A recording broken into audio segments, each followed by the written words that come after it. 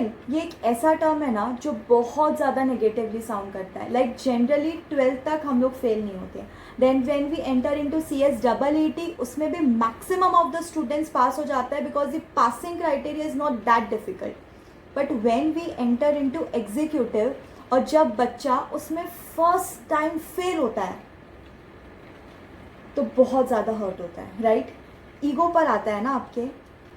पता है ऐसे क्यों होता है? बिकॉज जनरली ये हमारी लाइफ का है ना फर्स्ट फेलियर होता है एंड हमको पता नहीं होता है कि how to deal with this feeling. So बस इस वीडियो में मैं आपको यही बताने वाली हूँ कि how to deal with this feeling which you face when you first time fail in your life. सबसे फर्स्ट तो दिमाग में आप ये बात फिट कर लो कि life is all about failures, struggles and then success. It's all about challenges and obviously proving yourself in the bad times that why you deserve to be successful and why you deserve to pass in that particular exam. Now beta it's time now to just develop your mindset. लोग कहते हैं ना कि पढ़ी लिखी है इसलिए इसमें ज़्यादा दिमाग है. People say it negatively but trust me it is true. Basically it's not about पढ़ाई लिखाई. It's about कि ज़्यादा दिमाग और स्ट्रॉन्ग हेडेड, बेसिकली मैं इसको बोलूँगी strong headed and emotionally and mentally strong हम तभी बनते हैं when we face challenges and struggles in our life. Challenge to convert your fail to pass, your failures to success. आपकी स्ट्रॉन्ग हेडेड बनने की जो जर्नी है ना वो यहीं से स्टार्ट होती है. अरे प्रूफ कर लो ना सबको और खुद को भी कि yes you deserve to be successful, you deserve to pass in that particular exam, you deserve to get everything in your life which you want, which you have dreamt of. कर लो ना proof and देखना you'll get it, trust me. Beta, failures are not negative at all, trust me. Our mindset is negative because जब भी हम fail होते हैं ना we start self doubting our preparations, our capabilities. लोगों के opinions and judgment से हम खुद को ही जज करने लग जाते हैं which is not good at all, rather than accepting our mistakes in a positive way.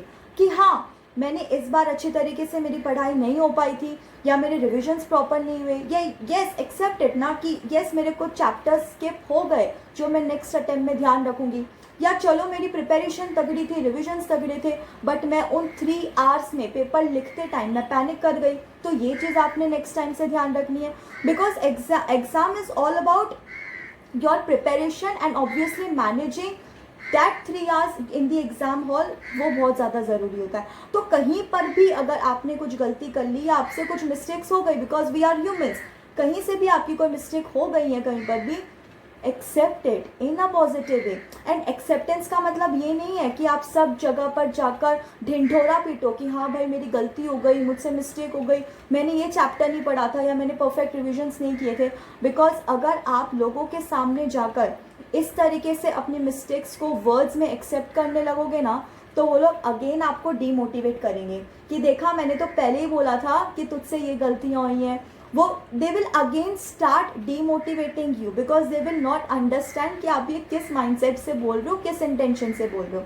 Accepting in a positive way, basically I mean to say that don't accept it in words, accept it in actions. आपका acceptance आपके words में नहीं बल्कि आपके actions में दिखना चाहिए. And trust me बेटा, जो इंसान अपनी वीकनेसेस को आइडेंटिफाई कर सकता है, उन पे काम करके उनको इम्प्रूव कर सकता है ना, वो लाइफ में कुछ भी कर सकता है. उसको ये एग्ज़ाम तो क्या लाइफ में कोई कभी भी हरा नहीं सकता, कोई कभी भी फेल नहीं कर सकता बिकॉज खुद से जीतना इस दुनिया की सबसे बड़ी जीत होती है, ट्रस्ट मी. अब आगे से आप लाइफ में या एग्ज़ाम में कभी भी फेल हो ना, just follow this mantra, accept and improve and देखना no one can defeat you.